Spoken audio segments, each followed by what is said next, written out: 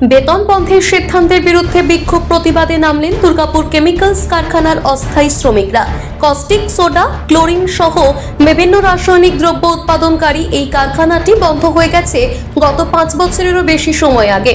কিন্তু তারপরেও কারখানার স্থায়ী এবং অস্থায়ী শ্রমিকদের সকলকেই বেতন দেওয়া হতো রাজ্য সরকারের পক্ষ থেকে।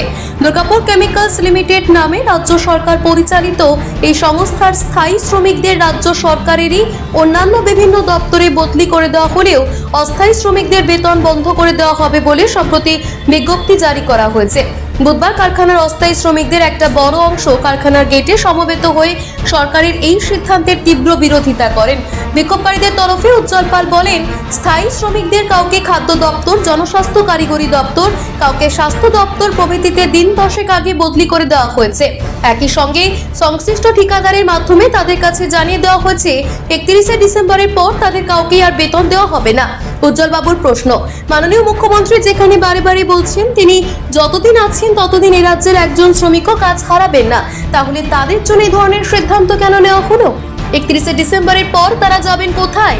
ছেলেপুলে পরিবার নিয়ে খাবেন কি? তার দাবি, স্থায়ী শ্রমিকদের মতো তাদেরও শিক্ষাগত এবং কর্মগত যোগ্যতা অনুযায়ী বিভিন্ন দপ্তরে বদলি করে দেওয়া হোক। উজ্জ্বল বাবুর সাফ কথা, সরকার যদি তাদের নিয়ে ইতিবাচক পদক্ষেপ না গ্রহণ করে সেক্ষেত্রে তাদের বৃহত্তর আন্দোলনের পথে যেতেই হবে।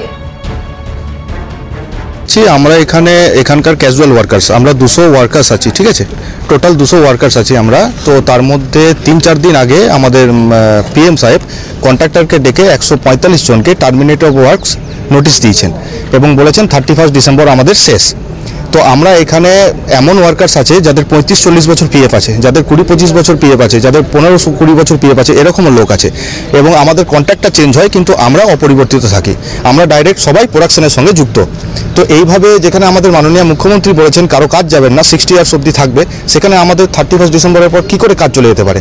এবং এই কাজ চলে গেলে আমরা কোথায় যাব? আমাদের তো ফ্যামিলি সার্ভাইভ করতে পারবে না, এটা হচ্ছে মেন ইস্যু।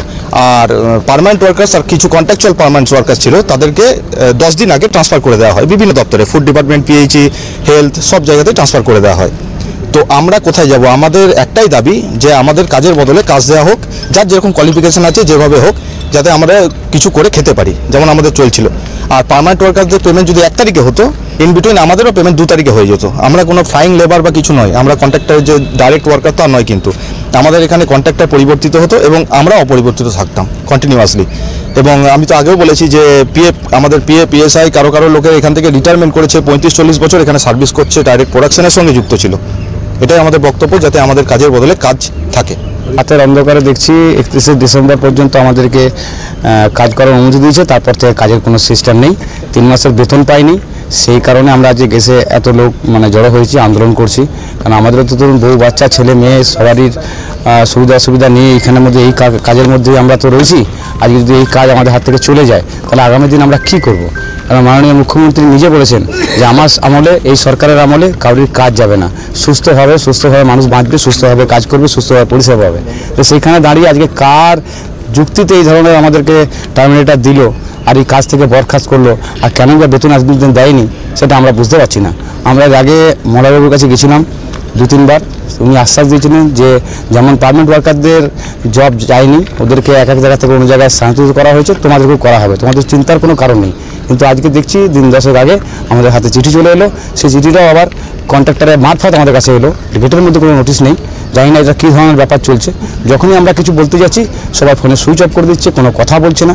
প্লাস আজকে ইদানিং 2-3 দিন ধরে দেখছি যে সমস্ত পার্মানেন্ট ওয়ার্কাররা এখান থেকে বেরিয়ে চলে গেছে, তাদের কিছু প্রসিডিওরের কাজ, অফিসের কাজ বাকি আছে, তারা পুনরায় আবার প্লান্টের ভিতরে এসে সেই জবটাকে করতে আসছে। তা আমরা তাদেরকে বাধা দিয়েছি যে আগে আমাদের সুরাহা হবে, সঠিক সিদ্ধান্ত সরকার নেবে, আমাদের ফিউচার নিয়ে চিন্তা করবে, তবে আপনারা ভেতরে আসবেন। সেই জন্য আজকে আমরা গেট অবরোধ করেছি। দুর্গাপুর থেকে সনাতন গড়াইয়ের রিপোর্ট, টিভি নিউজ 10।